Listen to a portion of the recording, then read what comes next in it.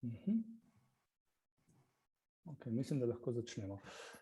Torej, v imenu Svetovne mreže Univerze v Ljubljani prav vse lepo pozdravljam. Moje ime je Simon Sedej in bom današnji moderator tega dogodka. To je tretje predavanje v okviru sklopu predavanj Znanost za vse.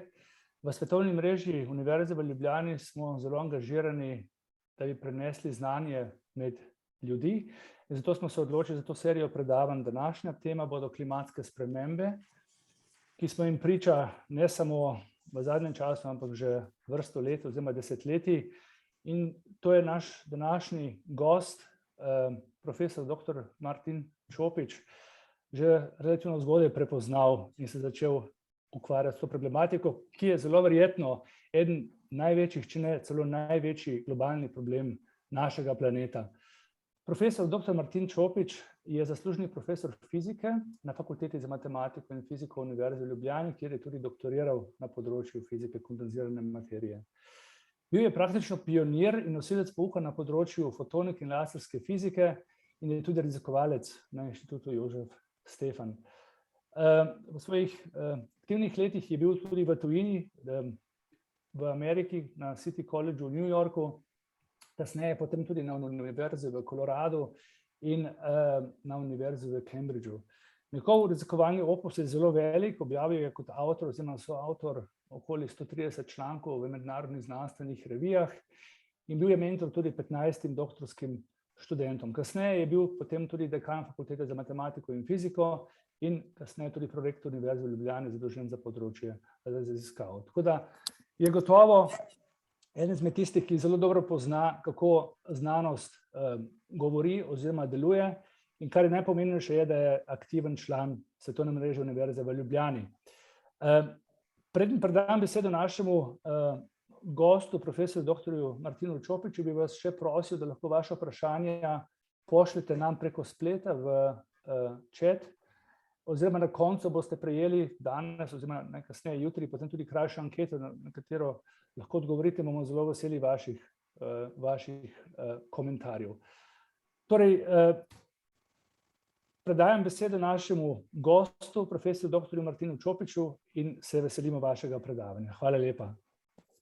Simon, hvala lepa. Ne tole zdaj jaz odprem. Je v redu? Zaenkrat se še nič ne vidi. Ja, tem jaz vidim, ampak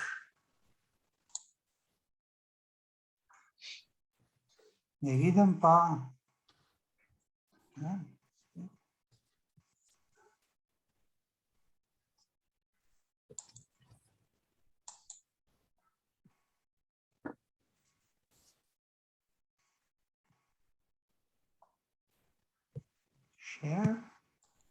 Zdaj pa bo.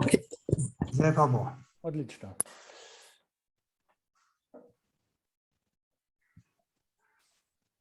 Torej, najprej se bi zahvalil za vabilo in priložnost za to, da pač govorim o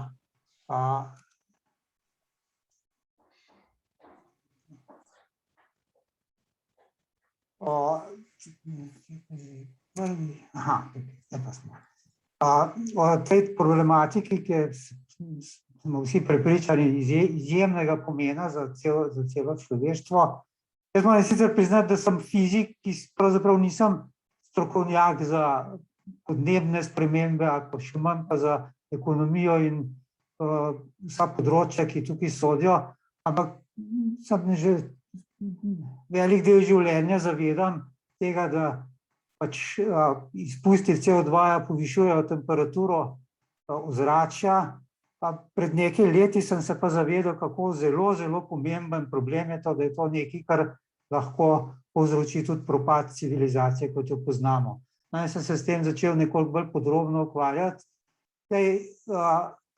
Letos je bila tudi podeljena Nobelova nagrada za prvo modeliranje iz fizike, za prvo modeliranje tega, zakaj ogljikov dioksid povzroča toplo gredo, odnosno segrevanje ozračja, tako da to mi pač se mi zdi do neke mere me upravičuje pred tem, da govorim o tem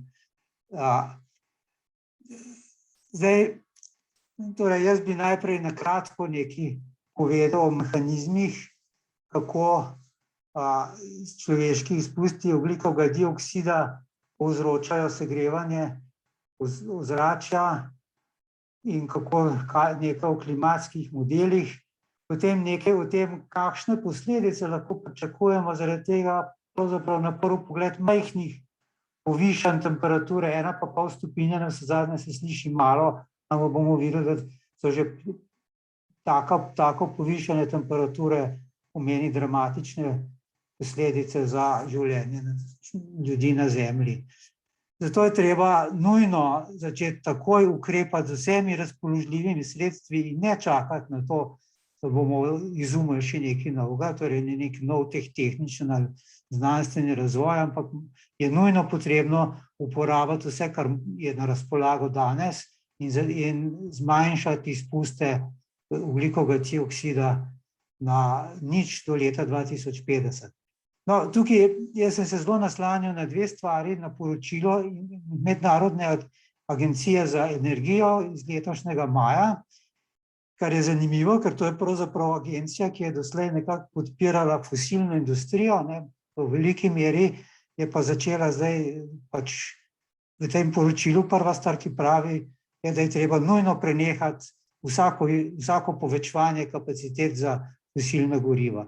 In drugo je pa zelo zanimivo, zelo podrobno poročilo, ki ga je naredila univerza v Princetonu, kjer za Združene države natančno razdelajo vse možnosti, kako priti do tega, da ne bi nobenih izpustov ogljikovega dioksida več bilo do leta 2050. Če pogledamo ta slika, nam kaže, kako se je spreminjala temperatura na Zemlji tam v zadnjih 2000 letih in malo podrobnejše na desni, kako se je v zadnjih slabih 200 letih in vidimo, da pač je bila prilično konstantna nekje do leta 1500, ko je to začela nekoliko padati, kar je v skladu s tem, da smo, ko sem jaz bil študent, smo še mislili, da prihajamo da smo bližamo novi ledeni dobi, potem je pa seveda učinek ogljikovega dioksida začel se kazati in danes lahko vidimo, kako temperatura izrazito narašča. Ta zelena črta prikazuje, kaj bi pričakovali, če ne bi bilo dodatnih izpustov ogljikovega dioksida. No, tole kaže izpuste, celotno koncentracijo ogljikovega dioksida v atmosferi in vidimo, da je v zadnjih 150 letih izrazito narasla in to je nedvomno popolnoma posledica človeških izpustov, kar kaže tale spodnja krivulja. Tako da je ne samo, da so te stvari zdaj očitno korelirane, torej da je rast temperature povezana z rastjo CO2 v zraku, ker tudi razumemo, zakaj do tega pride, ni nobenega dvoma, da je to dvigovanje temperature povzročeno s človeškimi izpusti. In to vemo že vsaj 40 let. Torej prve ideje o tem segajo še nazaj v 19. stoletje, že Fourier, francoski matematik in naravoslovec, je nekako to majčkeno vedel od začetka tega stoletja, so pa Arrhenius in nekateri drugi že kar lepo napovedovali, ampak natančno modeliranje je pa to pokazalo 40 let nazaj. In še to, v zadnjih 30 letih so bili izpusti večji kot karkoli od industrijske revolucije do tedaj, in recimo v letu 19 so spet izpusti bili največji doslej, torej nič še nismo napravili za to, da bi izpuste zmanjšali. Razen lansko leto je se zaradi epidemije in znižanja gospodarske dejavnosti pač bilo izpustov nekaj malega manj. Če pogledamo, zakaj ogljikov dioksid povzroča efekt tople grede, segrevanje ozračja, moramo najprej pogledati, kakšna je energijska bilanca Zemlje. Tole Torej, Zemlja se seveda greje zaradi sončnega obsevanja, ne, in če ne bi bilo atmosfere, bi pač se Zemlja grela, obenem bi kot vsako toplo telo, vsako telo pri dani temperaturi, v odvisnosti od temperature tudi seva infrardeča svetlobo, torej bi jo spet izsevala in bi se pač ogrela, bi bila ravnovesna temperatura, povprečna Zemlja okoli -20 stopinj, pri čemer bi imeli tudi velikanske razlike med dnevom in nočjo. Torej, atmosfera povzroča, da je povprečna temperatura nekje okoli 20 stopinj in da tudi dnevne in nočne razlike niso toliko velike. Torej, ko se tla ogrejejo zaradi sončnega sevanja, deloma se seveda sončno sevanje odbije, ne, večina se absorbira in s tem pogreje tla. Tla potem sevajo v infrardečem področju, torej toplotno sevanje, ki se zdaj večinoma absorbira v atmosferi. Atmosfera je za infrardeče sevanje precej neprepustna, največ absorbira vodna para. Potem se seveda atmosfera segreje in spet atmosfera naprej seva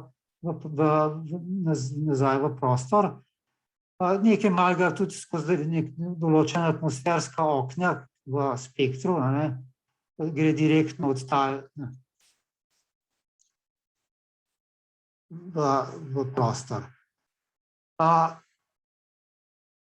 Če nekoliko podrobneje še pogledamo to, to se pravi zdaj, ta učinek tople grede je največ povzroča vodna para, ampak na vodno paro pač ne moramo vplivati in je tudi bistvena, zato da sploh je temperatura na Zemlji primerna. Potem so pa še pomemben je ogljikov dioksid in metan in tudi drugi plini, ki močno absorbirajo infrardeče sevanje. Zdaj, ta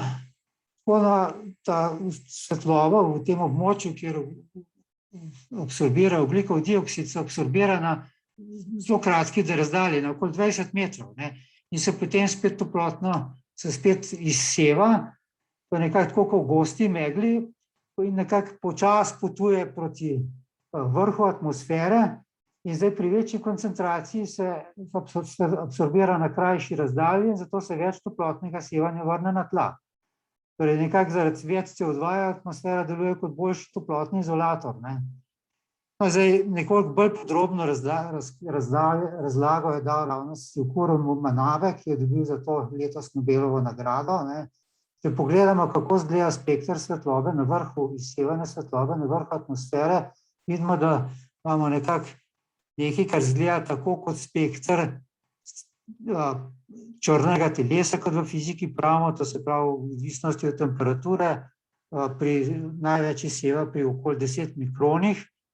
Ampak v območju, kjer absorbira CO2, pa vidimo, da je ena izrazita vdolbina, torej tam se izseva manj toplote, zaradi tega se mora pa izsevati malo več drugje in mora zaradi tega temperatura na Zemlji narasti, zato da se spet vzpostavi ravnovesje, ker v ravnovesnem stanju mora, ko se Zemlja ne segreva, mora pač enako toplote se izsevati, kot pač energije pride od sončnega sevanja. In pač meritve in tudi modeli kažejo, da podvojena koncentracija ogljikovega dioksida poviša temperaturo Zemlje za približno 3 stopinje Celzija.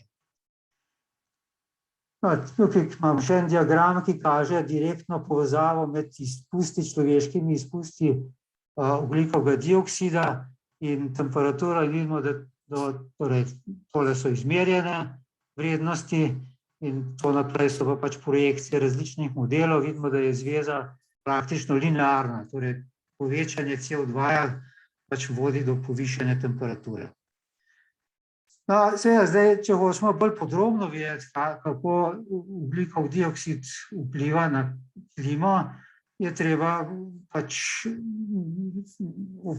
računati z zelo zahtevnimi klimatskimi modeli, ki pač prevzamejo neke scenarije, kako se bo gibala koncentracija CO2, potem bom takoj nekaj več rekel, in potem skušajo čim podrobneje vplivati vse znane vplive, kot so seveda morje, oblaki, različne pač površine kopnega, torej sneg odbija veliko več svetlobe kot suho, kot gola površina. Potem je treba upoštevati tudi gozdove, puščave in tako naprej, torej vedno bolj podrobni modeli so vedno bolj natančni in ti modeli so zdaj že zelo dobri, vsaj tako verjamemo. Potem se pa te modele še preverja s tem, da skušajo simulirati znane pretekle, torej obnašanje klime, ki jih so pač z drugimi metodami pač spoznajo in gledajo, kako dobro zdaj lahko model simulira znane pretekle klime.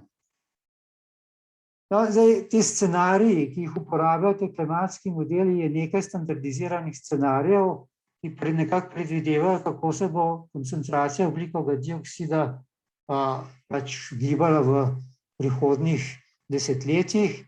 Torej, ta najbolj pesimistične scenarije, to je tale SSP5, je nekako predvideva, da bomo še naprej naraščali, da bo pač uporaba fosilnih goriv še naprej naraščala tako kot doslej.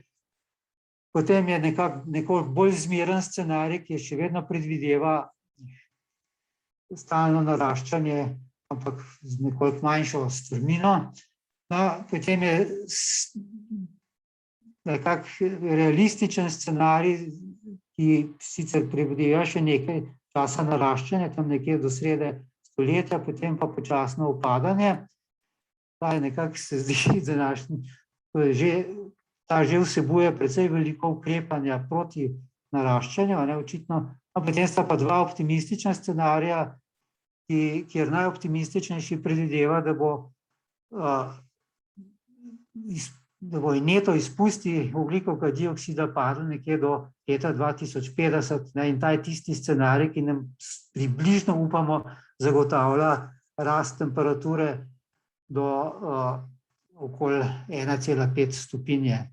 Ta tabela nam kaže, kako klimatski modeli, za katere verjamejo zdaj pač, da so zelo zanesljivi že, torej kako zanesljivi kaže tale stolpec tule, pri različnih scenarijih. Vidimo, da do leta 40, po vseh modelih pravzaprav bomo nekako dosegali 1,5 stopinje povišanja in se te scenariji še nič med sabo kaj dosti ne razlikujejo.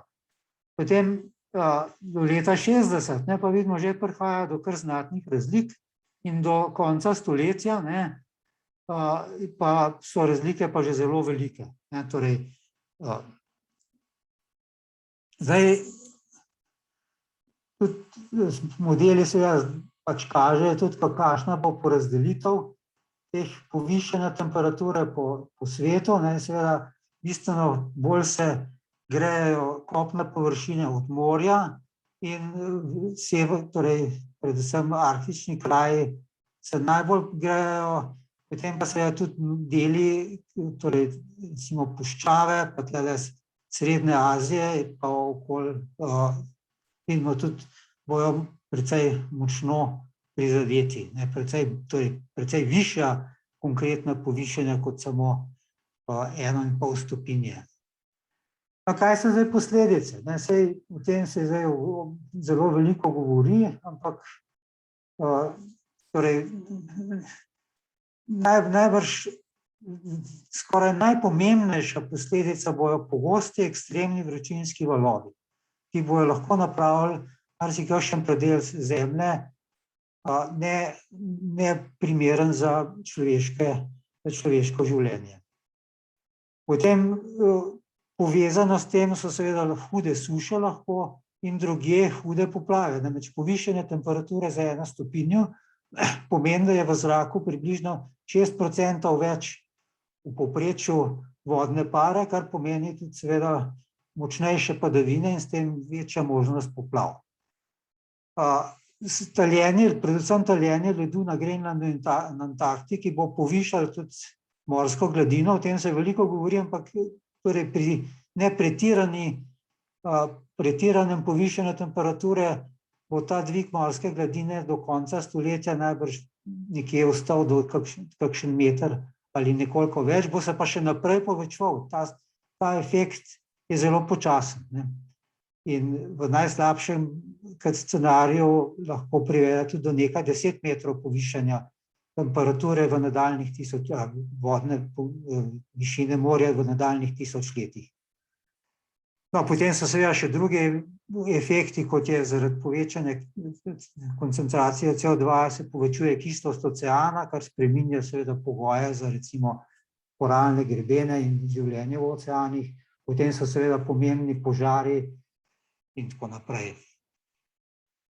No, samo kot primera, ne, kaj lahko pomeni različna povišanja temperature, če pogledamo pogostnosti 50-letnega vročinskega vala, torej verjetnost, kakršno so nastopali pred povišanjem koncentracije CO2 v prejšnjem stoletju, recimo, če smo imeli takrat en vročinski val take velikosti na 50 let, torej recimo primerljiv s tistim, kar smo imeli leta 2003 v Evropi, ko je kar nekaj ljudi umrlo zaradi previsoke vročine, potem vidimo, da sedanje povečanje okoli 1 stopinje pomeni, da je pogostnost skoraj 5-krat večja, torej imamo že na 10 let take vročinske valove. Pri tem še zmernem povečanju 1,5 stopinje, vidimo se, ta pogostnost poveča se skoraj na 10, in torej na vsakih 5 let, no in 2 stopinje in več pa sploh že bistveno naraste. Pri tem se tudi, ne samo, da je pogostnost večja, tudi višina, torej koliko vroče bo, se precej poveča. In moramo vedeti, da za človeško bivanje je temperatura nad 37 stopinj in pač že lahko previsoka, da bi preživeli. Torej, odvisno od vlažnosti, seveda.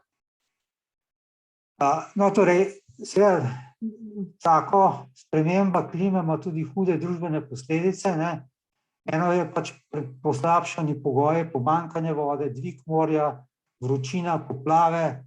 To vse lahko povzroči preseljevanje velikih razsežnosti in modeli ocenjujejo, da do leta 2100 na področjih neprimernih za življenje lahko od 1 milijarde do 4 milijarde ljudi, to je odvisno od scenarija, ta 4 milijarde velja za najpesimistične scenarije, kar seveda pomeni preseljevanja takih razsežnosti, kot jih na svetu še ni bilo, kar bo nujno vodilo do naraščanja konfliktov.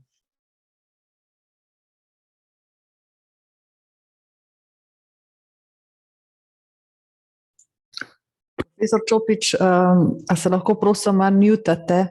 Ja, ne vem, kako je pa šlo do tega. Samo od sebe nekako. Torej,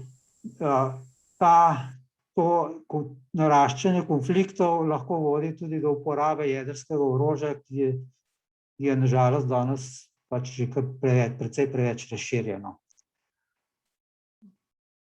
Torej, posledice so lahko takšne, da lahko vodijo tudi do konca civilizacije, kot jo pač poznamo danes. Zemlja bo preživela, Zemlja seveda preživi vse, ampak človeštvo pa lahko, da ne bo.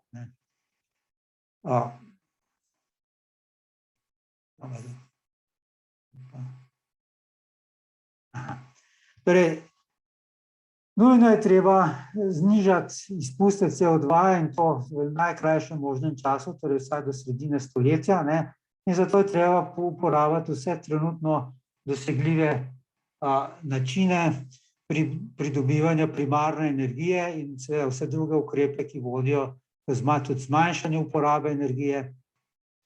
In tukaj so seveda pač na voljo predvsem sončna energija in vetrna energija kot najbolj čista obnovljiva vira, ki bosta verjetno v prihodnosti tudi glavna vira energije. Potem ostaja seveda vodna energija, ki pa je večinoma nažalost že uporabljena v veliki meri. Potem jaz mislim, da se svet ne bo mogel odpovedati jedrski energiji, kljub temu, da je ta se smatra za zelo vprašljivo pri mnogih ljudeh. Veliko je govora o geotermalni energiji, ampak tukaj treba vedeti, da je zelo malo uporabna. Geotermalna energija lahko uporablja Islandija, ki praktično sedi na ognjeniku, pa še tu pa tam, kje sicer je pa te pravzaprav zelo malo take, da je res uporabna. Potem so pomembna tudi biogoriva, to se pravi goriva pridobljena iz rastlin, ki so ogljično nevtralna, torej toliko ogljika rastline porabijo iz zraka, kot ga potem spet nazaj izpusti dajo pri izgorevanju. Vendar je tle seveda so težave s tem, da to potem tekmuje z kmetijskimi površinami za predelavo hrane.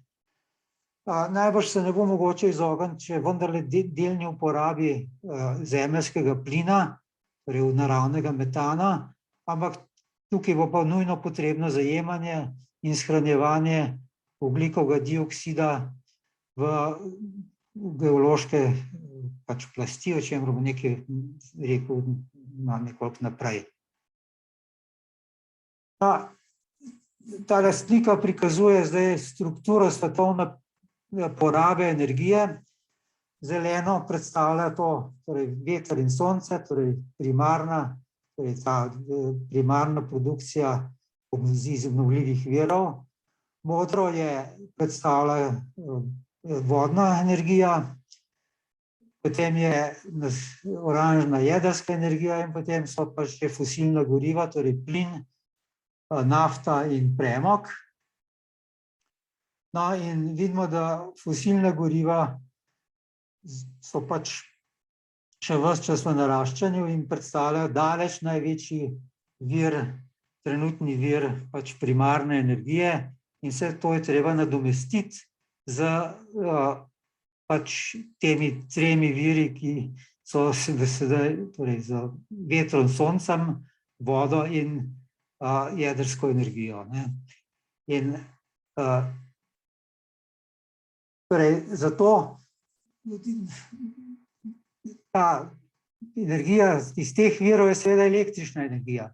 Zato je nujna elektrifikacija na vseh možnih področjih, kjer to pač gre. Torej, promet se da seveda elektrificirati z električnimi avtomobili, ki imajo še to prednost, da je pač njihov izkoristek primarne energije bistveno večji, ker pač elektromotorji so tam je izkoristek energije pač skoraj 90%, medtem ko toplotni izkoristek modernih motorjev je nekje tam 40%. Potem pri gretje stavb je drug velik porabnik primarne energije in tam lahko bistveno zmanjšamo s tem, da grejemo stavbe z toplotnimi črpalkami, kjer pač uporabljamo elektriko za poganjanje obrnenega v bistvu hladilnega stroja, s tem lahko črpamo torej toploto iz hladnejšega zraka v toplejše stavbe, za kar pač potrebujemo električno delo. Tukaj lahko dosežemo 3 do 5-kratne izboljšanja porabe električne energije za gretje. Potem se mnogi industrijski procesi lahko ravno tako preidejo na elektriko in vse skupaj že pri nezmanjšani končni porabi pomeni okoli 30% zmanjšanje rabe energije. Torej namesto sedanjih tega, kar prikazuje tale diagram, torej okoli 600 petadžulov, exadžulov energije, pač 30% v celoti manj. Je pa seveda to pomeni, da pa treba bistveno več električne energije, kot jo imamo danes. Potem seveda končno rabo moramo še zmanjšati tudi za nižjo porabo, torej z boljšo izolacijo stavb, z javnim prometom, z bistveno manjšo potrošnjo in tako naprej, vseh teh stvareh, o katerih je danes kar nekaj govora, kjer je pa seveda veliko treba se zavedati, da najbrž prvič seveda manj razviti svet pričakuje, da bo lahko standard življenja vendarle še si bistveno izboljšal na nivo podoben, kot ga imamo v bogatem svetu. In v bogatem svetu pa tudi najbrž nismo pripravljeni se brez resnih političnih in drugačnih nemirov pač odpovedati sedanjemu udobnemu življenju, tako da računa, da bomo lahko zelo bistveno zmanjšali končno porabo, je najbrž naivno. Zdaj, vseh procesov, vsega ni mogoče elektrificirati. No, in recimo industrijski procesi, kot je jeklarstvo, proizvodnja cementa in tako naprej, pač zahtevajo pač nujno tudi druge oblike energije, predvsem pač torej neki pline, ki jih lahko izgorevajo, ne. Cement sam proizvaja CO2, ne. Potem letala ravno tako ne morejo pač iti na elektriko, baterije so pač pretežke in potrebujejo pač kemijska goriva. Potem enako velja za ladje in za težki tovorni promet so baterije neprimerne. In zato je mogoče uporabiti vodik, ki ga lahko pridobimo z elektrolizo s pomočjo elektrike in vode, ne. Iz vodika in znanih kemijskih procesov je naprej mogoče izdelati metan in druga sintetična goriva. Zanimivo, da predvidevajo tudi uporabo kot goriva amonijak, ki ima to prednost, da lahko iz vodika in samo z dušikom pač izdelujemo amonijak spet znanimi kemijskimi procesi, ki je tudi uporabno gorivo. Seveda, zato je potrebno uporabiti primarno električno energijo. No, in zdaj za proizvodnjo sintetičnega metana in drugih alkanov, ne, pa potrebujemo CO2, ki ga lahko dobimo iz atmosfere, ne, s tem zmanjšujemo količino CO2 v atmosferi in iz preostale uporabe naravnega metana in v proizvodnji cementa in tako naprej. Torej, te vidimo, imamo pač en tak cikel, ne, lahko, torej, zdaj, naslednji problem uporabe obnovljivih virov je seveda to, da veter in sonce nista zanesljiva vira. Sonce recimo v Sloveniji sije 2000 ur na leto, letoma pa čez 8000 ur. Zato je nujno potrebno imeti mehanizme shranjevanja energije. Baterije, o katerih se zelo veliko govori, so sicer primerne, ampak le za kratkoročno shranjevanje, torej za recimo ure, za pač izravnavo konic dnevne porabe, za več so pa predrage, ampak ne samo to, tudi treba se zavedati, da baterije pač potrebujejo zelo velike, torej pač potrebujejo litij, potrebujejo predvsem še nikelj in podobne kovine za pač izdelavo, tako da je treba najti še kakšen drug način shranjevanja energije in obstoja znan način, to so prečrpovalne vodne elektrarne, ampak spet to deluje samo v nekaterih področjih, kjer so za to primerni geološki in vodni pogoji, recimo v Alpah, ampak že pri nas je to zaradi kraške narave terena pač precej manj primerno, tako da glavni način shranjevanja bo moral biti vodik pridobljen z elektrolizo vode in potem sintetična goriva, ki potem lahko poganjajo rezervne termoelektrarne. Jaz mislim, da tukaj bo nujno potrebne ravno zaradi teh problemov tudi jedrske elektrarne, ki so seveda zelo stabilen vir, ne samo, da so stabilen vir, tudi potrebujejo zelo malo prostora, o čemer bom še nekaj več naprej povedal. Pri jedrskih elektrarnah velja, da so nevarne in da je težko, da so problemi z odpadki, vendar je treba reči, da jedrske elektrarne so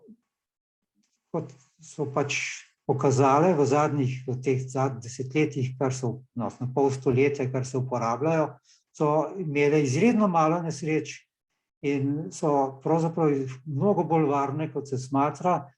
In odpadki so seveda problematični, jih je pa zelo malo in zato obstajajo dobri načini shranjevanja, ki pa seveda morajo biti kontrolirani, v tem ni dvoma. To ni vse preprosto, je pa relativno rešitve so znane in so dobre. Zdaj, ta elektrifikacija in proizvodnja vodika in sintetičnih goriv seveda zahtevata tudi velikansko povečanje moči elektrarn. Če hočete, takrat, kadar sonce je, proizvajati vodik, ki bo pokrival tisti čas, ko sonca ni, potem mora seveda biti moč elektrarn bistveno večja, kot je dejanska potreba.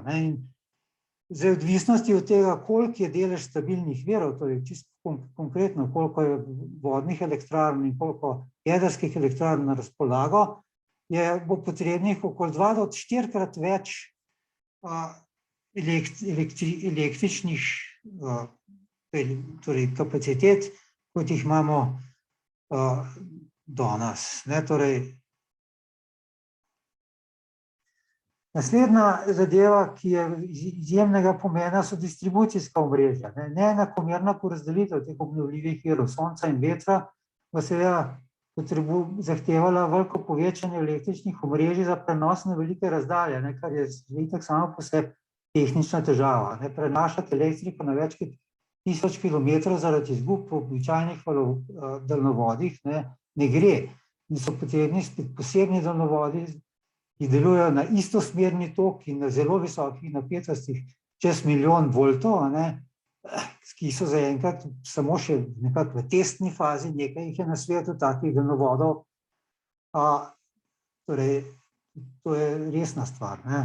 Potem razpršeni sončni paneli, to je izvor, če ima vsaka hiša na strehi sončne panele, tega sedanji lokalne električne omrežja ne omogočajo odjema, zaradi tega bo potrebno tudi prenova lokalnih omrežij, torej praktično vsa električna omrežja bo treba prenoviti, kar so velika vlaganja.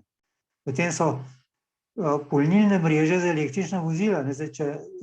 Če se proti večeru bojo avtomobili vrnili domov, in bojo vsi začeli polniti baterije, bo to pomenilo velikansko obremenitev za omrežja. Tudi treba bo parkirne prostore, garaže in tako naprej opremiti z polnilnimi mesti.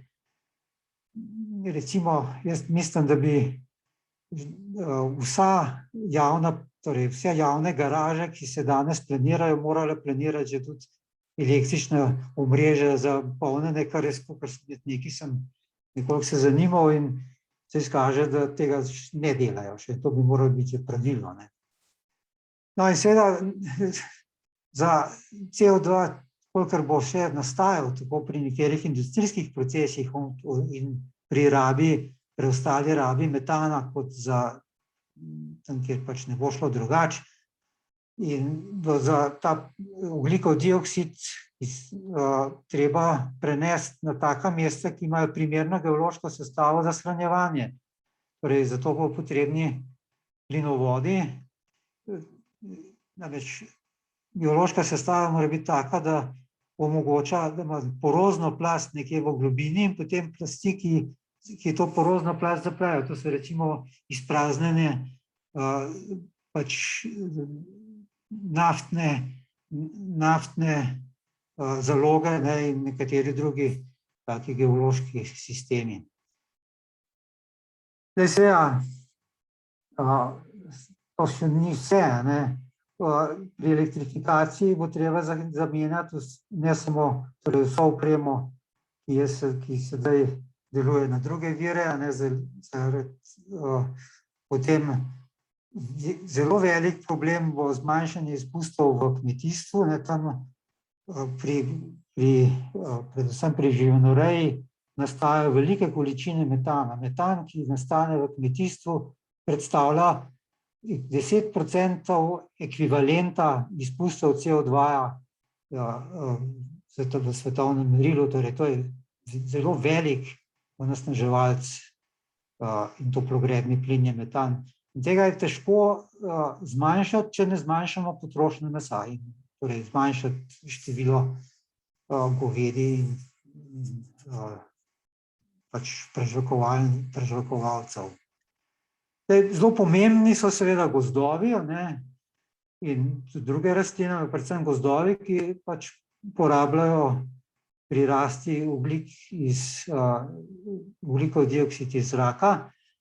To je izjemno pomemben ponor in na srečo so na tem zadnjem srečanju v Glasgowu že sprejeli sklep, da se vsaj do leta 30, čeprav bi to že moralo se zgoditi takoj, ne bojo več površine gozdov zmanjševale. Upajmo, da bo to držalo.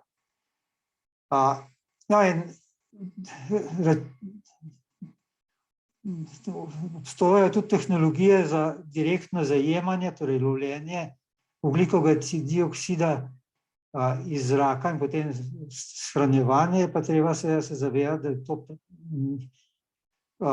na veliki skali zelo zahtevno delati in bilo treba potrebuje dodatno energijo, seveda, tako da preveč računati na to nekako ne gre. Seveda tukaj je treba pač še se vprašati, kako pa je z stroški odnosno kakšne investicije so potrebne za to. Več ocen kaže, da pravzaprav celoten prehod na brezogljično družbo bi predstavljal okoli 2 do 3% svetovnega bruto družbenega proizvoda na leto. Trenutno vlaganja v to področje so precej nižja, so okoli 0,7%. Po drugi strani bo ta prehod, torej to niso samo stroški, to so investicije in ta prehod bo prinesel znatno število novih delovnih mest, da pa bo prehod ne more biti samo stvar politike in države, ampak mora tudi privatno gospodarstvo tukaj sodelovati, zato so potrebne spodbude. Preprosto uporaba fosilnih goriv se ne sme splačati. Zato je potrebno uvesti globalni davek na ogljikov dioksid. V Evropi imamo trenutno namesto tega predvsem emisijske kupone, katerih cena je zdaj nekaj čez okoli 60 evrov na tono CO2. Ampak recimo, če primerna ocena je, da bi bila primeren davek, do katerega seveda ne moramo priti na hitro, ampak je treba do njega priti postopno, 100 evrov na tono ogljikovega dioksida in to bi recimo povečali ceno bencina za 40 centov na liter, bi pa v Sloveniji trenutno prispeval okoli 1,7 milijarde evrov. Torej, vidite, tak davek bi predstavljal velik del potrebnih sredstev za prehod in bi se seveda moral uporabiti tako za subvencije vlaganj v razogljičenje, za vlaganje v infrastrukturo in tudi zelo bistveno za pomoč revnim državam, brez katerih seveda ne moramo priti do globalnega razogljičenja. Pa seveda problemi so še drugje s tem prehodom na brezogljično družbo. Vetrne elektrarne potrebujejo presenetljivo veliko prostora. Torej, če bi hotel velik del električne energije pridobiti z vetrom, bi to lahko prizadelo do 10% površine neke države, recimo, to je ocena za Združene države Amerike. Namreč sama vetrnica ne potrebuje toliko veliko površine, ampak če imate polje vetrnic, mora biti dovolj narazen, da ne motijo ena druga in to potem povzroči toliko, da je velik del površine še uporabne, ampak pač prizadete. Sončne elektrarne porabijo seveda 10-krat manj, ampak še vedno precej velik, recimo površine streh vseh stavb v Sloveniji je bistveno nekajkrat premalo za to, da bi lahko pridobili zadosti sončne energije. Jedrska energija, o čemer sem že nekaj rekel, je za mnoge nesprejemljiva, ampak se mi zdi, da brez nje ne bomo mogli pač doseči ničelnih izpustov. In seveda največji problem je pa sprememba obnašanja in odnosa ljudi do vseh potrebnih sprememb. No, če še čisto na kratko nekaj rečem konkretno o Sloveniji. Slovenija sama je majhna in kaj ona počne je za globalno količino ogljikovega dioksida nepomembno, ampak zaradi lastnih interesov mora seveda delovati skladno z ostalo Evropo in ravno tako preiti na brezogljično gospodarstvo. Mi vetra imamo malo, tako da na vetrno energijo ne moramo preveč računati. Sončnega obsevanja imamo zmerno količino, torej 2000 ur na leto, kar je pač naslednja vrednost. Pomeni pa, da je še vedno to pri 8000 urah, torej samo 1/4 časa sončno pač nam lahko daje elektriko. Zaradi tega jaz mislim, da je druga jedrska elektrarna pač potrebna in ker je to čas za to, predvsem zaradi umeščanja v prostor in vseh naših počasnih procesov, bi morali s postopkom začeti takoj. Kajti termoelektrarno Šoštanj bomo nujno morali zapreti vsaj do leta 2030, ne samo zaradi tega, ker bo to zahteva Evrope, ampak ker je cena, ki jo plačuje termoelektrarna za te emisijske kupone, pač je danes skoraj toliko, kot je vrednost elektrike, ki jo proizvede. Potem seveda bo nujno potrebno veliko vlaganje v omrežja in zdaj tudi v drugo infrastrukturo, kot recimo infrastrukturo za pridobivanje vodika z elektrolizo. Naša podnebna strategija računa, da bomo ta vodik kar uvažali, ampak če ne bomo želeli biti zelo energijsko odvisni in s tem plačevati visoko ceno energije, jaz mislim, da bi nujno morali tudi računati na to, da bomo sami pridobivali ta vodik, ki je potreben kot energijska rezerva. S tem bi jaz zaključil, sem še enkrat moram kot zaključek, torej podnebna kriza je globalna in je taka, da lahko vodi do propada civilizacije in že nekako kot zavarovanje moramo napraviti vse, da do tega ne bo prišlo.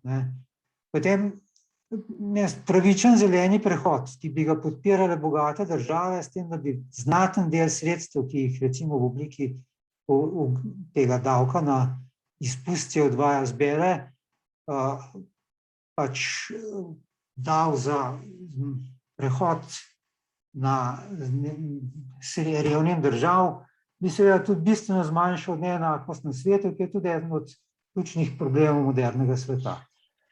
In še to, ta prehod v brezogljično družbo, to ni ekonomsko vprašanje, ampak vprašanje preživetja civilizacije. S tem bi zaključil. Hvala lepa. Najlepša hvala, profesor Čopič, da ste nas izvali, kako vsak izmed nas lahko spremeni odnos in obnašanje. Vse skupaj se sliši mogoče kot misija nemogoče, ker bi verjetno prevladali interesi velikih. Gotovo, vsaj iz moje strani, kako sem razumel, je celostni pristop nujen, poleg tega, da lahko vsak izmed nas spremeni način do narave. V vašem izčrpnem in zelo prepričljivem predavanju ste predstavili probleme in tudi rešitve. Zelo impresivno, kar se mi je zdelo, je, da je ta prehod gotovo ni velik strošek oziroma breme za svet, ampak ponuja nova delovna mesta, nove priložnosti, inovacije, tako da v bistvu dejansko bi lahko išli iz te krize bogatejši, ne samo zato, da lahko rešimo planet oziroma človeštvo, ampak tudi mogoče za druge dobrine. Dobili smo nekaj vprašanj, ampak preden preidemo na njih, bi vas želel izzvati in vprašati, kako vi vidite, kako bi lahko dosegli spremembo miselnosti. Je to mogoče povezano s tem, da ljudje morajo bolje zaupati v znanost, je pomembna ta naša družbena angažiranost, ki jo poudarjamo v Svetovni mreži Univerze v Ljubljani, da bi lahko vplivali na spremembo miselne populacije. Vemo to iz izkušenj, recimo zdaj iz epidemije, vemo, da je še vedno vsaj slaba polovica prebivalstva necepljena. Na kakšne načine bi lahko dosegli to spremembo miselnosti, ki ste jo omenili? Mislim, da je bila tudi podprta strani poslušalcev oziroma gledalcev. Torej, eno je, da na to nimam odgovora, ampak torej, največ je pomembna naloga nas znanstvenikov, da skušamo pač ne samo to vprašanje okoli klimatskih sprememb, ampak tudi vsa druga vprašanja čim bolj dostopno in čim pogosteje predstavljati javnosti, gotovo, s tem skušati povečati zaupanje v znanost, ker to, kar se je v zadnjih desetletjih zgodilo, ko sem jaz bil mlad, smo pač v znanost verjeli, to je vsaj moj trden občutek, takrat je večina ljudi verjela v znanost, okoli leta 60, 70. Zdaj v teh zadnjih desetletjih ne vem, povsod, ampak vsekakor v bogatem svetu očitno nam gre predobro in smo pač mislimo, da je vse, da znanosti ne rabimo. Torej, kako to preseči? S prepričevanjem, ja, ampak a je to res lahko uspešno? Torej, ta epidemija sedanja nas ne more s kakšnim posebnim upanjem navdajati. Ker znanost temelji na dejstvih, ki ste jih zelo dobro predstavili. Zato je zelo, bom rekel, vsaj za nas znanstvenike, raziskovalce, ki se s tem ukvarjamo vsak dan praktično, tudi tisti, ki so se zdaj priključili temu predavanju, mislim, da imajo takšen ali drugačen stik z znanostjo, verjetno verjamejo v dejstva.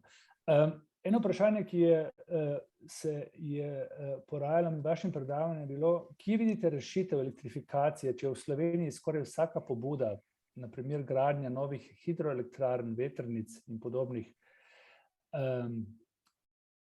projektov podvržena kritiki raznih društev, civilnih iniciativ in podobnih gibanj? Ja, zdi se mi, da glede na to, kar vidimo drugje, niti ne samo po svetu, že po Evropi, je očitno podporov bistveno manj, ker pač vetrne polja vidimo lahko vse povsod, čim gremo malo čez mejo. Jaz ne vem, tukaj se zdi, da ta sindrom tega ne na mojem dvorišču, ne na mojem vrtu je pri nas še posebej močan. Najbrž nekoliko zaradi naše nič negativno mišljene, ampak kmečke narave. Izhajamo pač iz teh drobnih kmečkih razmer, kjer je dejansko se vsak kmet pač predvsem za svoje relativno majhno posestvo zanimal in tega je pa zelo trdno branil. Kako to miselnost preseči, ne vem, ampak bi jo pa nujno potrebno, ker to, kako ne moramo niti ene vetrnice umestiti v prostor, kamoli eno majhen večjo stvar, to je dejansko tragedija. Tragedija, ja. Naslednje vprašanje, morda veste približno, kolikšen delež problema bi bil lahko rešljiv z zajemanjem ogljikovega dioksida iz zraka? Torej, z umetnim zajemanjem ogljikovega dioksida iz zraka za današnji, mislim, obstoja celo nekaj, torej o tem je nedavno Videmšek lepo pisal in nekoliko preveč lepo pisal v Sobotni prilogi. Na Islandiji to preskušajo, ampak če greste tiste številke pogledati, tam odvzemajo milijoninke, torej če gledate na leto, milijoninke tega, kar izpuščamo ta trenutek. Torej, treba bi bilo skala, na kateri bi bilo treba povečati te umetne, torej zajemanje CO2 iz zraka, je taka, da to ni nemogoče, ampak v nadaljnjih desetletjih na to računati bi bilo norost. Morda počasno, ampak to pomeni, da boste morali imeti vse povsod neke pač ventilatorje, ne, ki pač prepihavajo zrak skozi te kemikalije. Mislim, to tudi ni čisto brez problemov. Ne. Potrebujete ustrezne kemikalije, ki absorbirajo CO2 in ga potem z gretjem spet pač koncentriranega spravljate in ga nekam pošiljate. Ne. Torej, vse skupaj to ni neproblematično. Ne. Jaz v to, da bi lahko z umetnim zajemanjem CO2 bistveno zmanjšali koncentracijo CO2 ne verjamem. Ne. Tudi enako velja za geoinženiring. Veliko govorijo o tem, ja, kaj pa če bi z vbrizgavanjem žveplovih delcev aerosola v atmosfero zmanjšali zemeljski albedo. To je malo tako, izganjati hudiča z belce buban, se je včasih rekel. Ja, mogoče še celo malo povezano s teorijo zarote. En izmed komentarjev, malo za šalo, malo za res, je bil tudi ta, da morda lahko najdemo način, kako odpošljemo jedrske odpadke na sonce. Ne? Ja, energije treba veliko za to. Ja. Še eno vprašanje imamo. Pri grafiki o vročinskih udarih so bila zapisana amplitudna povečanja pri vročinskih valih. Ali ta povečanja že vključujejo povečanje povprečne temperature, ali so to številke, ki primerjajo prihodnje vročinske udare s preteklimi, ki smo jih že doživeli? To so povišanja pričakovanih temperatur vročinskih udarov. Nima nobene zveze s povprečno temperaturo. Povprečna temperatura je pač nekaj, kar je del energijske bilance Zemlje. In torej, treba je zelo dobro ločiti, te fluktuacije, torej konkretno vreme, pa energijska bilanca, seveda so povezani, ampak konkretno vreme je naloženo na to povprečje, ki ga predstavlja klima, in so te, in ena od bistvenih ugotovitev je, da nihanja okoli tega povprečja so zaradi povečevanja temperature iz očitnih ali znanih fizikalnih razlogov bistveno naraščajo. En bistven razlog je to, ko sem povedal, da za vsako stopinjo je količina vodne pare v zraku za 6% večja. Vodna para pomeni ogromen energijski rezervoar. Zato, da skondenzirate 1 kilogram vode, rabite 540 kilokalorij. Torej, to je ogromna energija. Še eno zanimivo mnenje, oziroma vprašanje imamo. Zadnje čase se vedno več govori tudi o upočasnitvi morskega toka zaradi pospešenega taljenja ledenikov.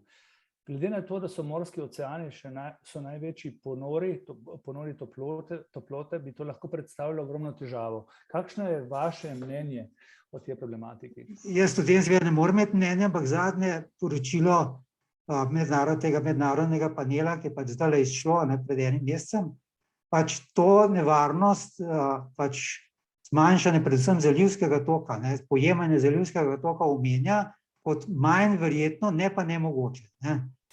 O tem se je vsake toliko časa malo več, malo manj govorili. Za Evropo bi to pomenilo zelo bistveno spremembo podnebja, ampak kot rečeno, zaenkrat kaže, da je to manj verjetno. Ni pa nemogoče. Dobili smo še eno mnenje, mogoče bi ti, Alenka, prevzela. Eno vprašanje zanimivo je bilo na temo transporta nasproti lokalnemu gospodarstvu. Torej, v teh modelih nekako predvidimo najbrž globalen svet. Koliko se da zmanjšati uporabo energije s tem, da lokaliziramo pridelavo, zmanjšamo transport po svetu? Je to nekaj, kar je vključeno v modelih? Ja, torej to v modelih, torej to zdaj te modeli odnosno ekonomske posledice, kaj je možno, to je tega zelo veliko, zdaj jaz konkretnega odgovora na to ne znam, da pač ves promet predstavlja približno tretjino globalne porabe energije, skratka ogromno. Koliko je tukaj ta daljinski prenos, prevažanje torej ladijski prevoz predstavlja nekaj procentov, torej ni zanemarljive kar nekaj, to vem. Zdaj, koliko je celoten daljinski transport, pa ne vem, ampak kot rečeno, očitno pač iz tega, da ladijski prenos predstavlja okoli 2 ali 3%, je najbrž tam 3-4% in seveda, če se to zmanjša, je to koristno, gotovo.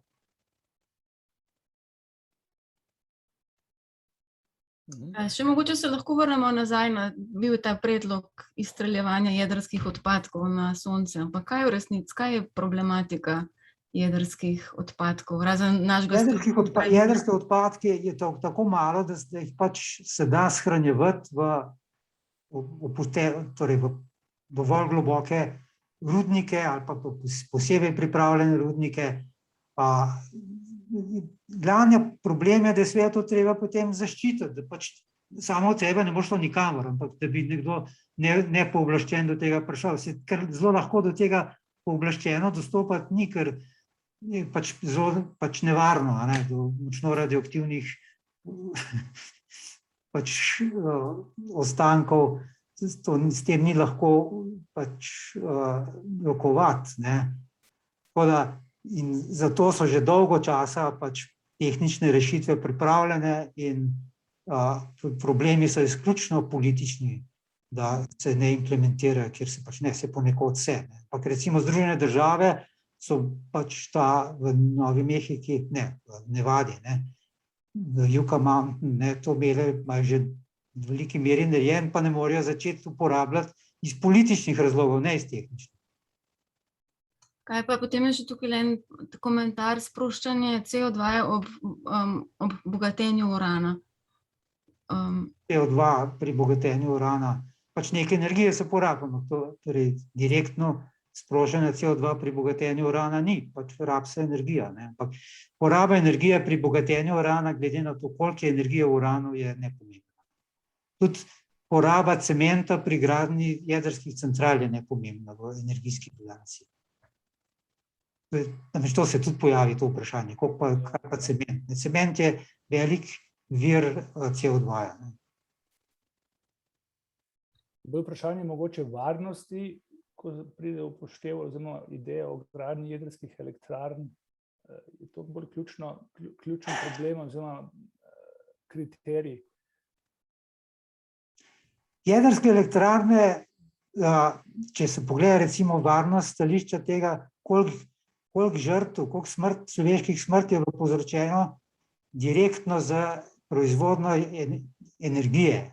Jedrske elektrarne daleč, za faktor 1000 bolj varne od vsega ostalega. Celo Fukushima, kot primer največje civilne nesreče. Černobil je treba izvzeti. Černobil je bil tako kot primerjati civilno potniško letalo z vojaškim helikopterjem. Je čisto druge vrste elektrarna bila, ki se je uporabljala tudi vojaške namene, in še neumnosti so delali. Torej, Černobil kot primer najtežje civilne nesreče z jedrskimi centralami, tam je, 3 ljudje so bili zaradi same jedrske centrale mrtvi, ko so čistili. Večina mrtvih je bilo zaradi cunamija, tistih 20 000. Res je pa, da je bilo nesnažen precej velik del ozemlja okoli, zaradi izpustov, ampak to onesnaženje je zdaj že dovolj zmanjšano, da se ljudje lahko vrnejo. Ampak treba vedeti, Černobil je bil, Fukushima je bila nesreča, ki je prej kazala, kako varne so jedrske elektrarne, ne kako nevarne so. Ker pri vsej tej največjem cunamiju, kar jih je do tedaj bilo, pri določeni napaki konstrukcijski, ki je povzročila, da niso mogli hladiti iz elektrarne, je še vsem škoda velika, ampak nekako omejena. Ne pozabiti, v naši največji bližini je bilo leta 60 ogromna nesreča za hidrocentrale, ko se je jez v Longarone upodarjal, je bilo 5000 mrtvih. Še zadnje vprašanje, ki ga imamo, so v 2 do 3% svetovnega bruto družbenega izvoda v prehodu v brezogljično družbo štete tudi nove jedrske elektrarne ali ne? Če bi naredili samo jedrske elektrarne, bi bilo to še ceneje. Ampak to politično ne gre. Potrebno število jedrskih elektrarn bi po moji oceni lahko zgradili z okoli 2% družbenega, torej svetovnega BDP-ja v nadaljnjih 20 letih. Je seveda še drug problem, da najbrž nimamo kapacitet za tako intenzivno gradnjo. To je seveda splošno vprašanje. Za vse, kar sem povedal, je vprašanje, ali imamo ustrezne kapacitete za dovolj hitro izgradnjo. Verjetno čas je ta največji problem, ki ga nimamo veliko. Verjetno ostale zmožnosti so dostopne, bolj kot kdajkoli prej, verjetno je čas največji problem, ki deluje proti nam. Najlepša hvala, dr. Čopič, za izvrstno predavanje. Čestitke ste prejeli od številnih poslušalcev in gledalcev, ki so izrazili svoje mnenje v chatu. Tudi v imenu Svetovne mreže Univerze v Ljubljani se zahvaljujem vsem, ki ste danes prišli, si vzeli uro časa in prisluhnili predavanju dr. Čopiča o klimatskih spremembah. Naslednje predavanje bo najverjetneje v mesecu januarju. Pridružite se nam, seveda, če želite. Hvala lepa in lep popoldan. Hvala.